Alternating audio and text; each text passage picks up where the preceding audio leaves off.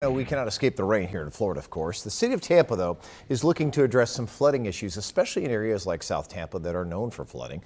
That's verified Fox 13's Evan Moon tonight. Hi there, Evan. I know the city held a few meetings addressing stormwater in a number of areas. What'd they say?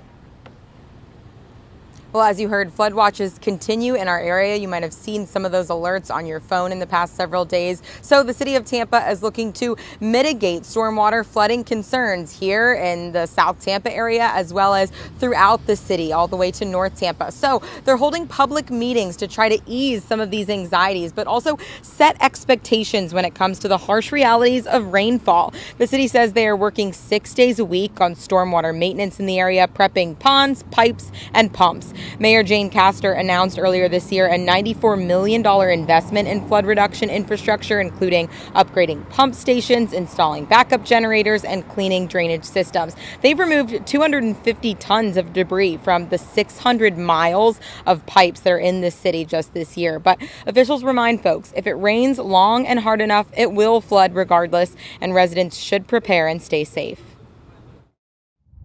And so what we want to do through these meetings is communicate, let people know what we're doing as far as stormwater, and also to let the community understand that there is a threshold for how much stormwater can be handled through our systems. We had up to like 24 inches in our backyard. So flooding has become a concern, especially with more development in our city as well, which has seemed to be causing more of a problem with flooding in the neighborhoods.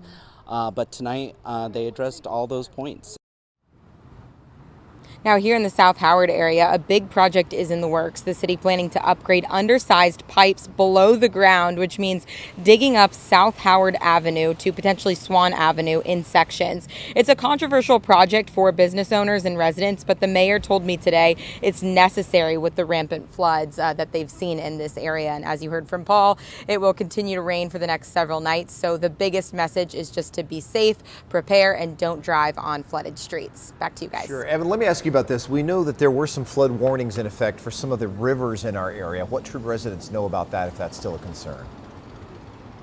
Yes, absolutely. There have been flood warnings for the Alafaya River this week. They say it could rise up to 15 feet. Now, the good thing, we've reported in that area, residents are very aware of flooding when it comes to living by the Alafaya River. It's still very dangerous, so they'll need to take precautions, obviously, over the next several days. But the most important thing to note is that the topography, the landscape of Florida is very different than it is where we saw that tragedy in Texas. The terrain in Texas led to that massive flooding we saw there. So I know there's a lot of anxieties around that when it comes to flooding rivers in Florida, but it's a very different landscape here. Back to you guys. Makes a big difference. Great point you make, Evan Moon, live for us. Make sure you do download the Fox 13 Sky Tower app so you can see the forecast, you can see the radar, you can get those weather watches and the warnings right there on your phone.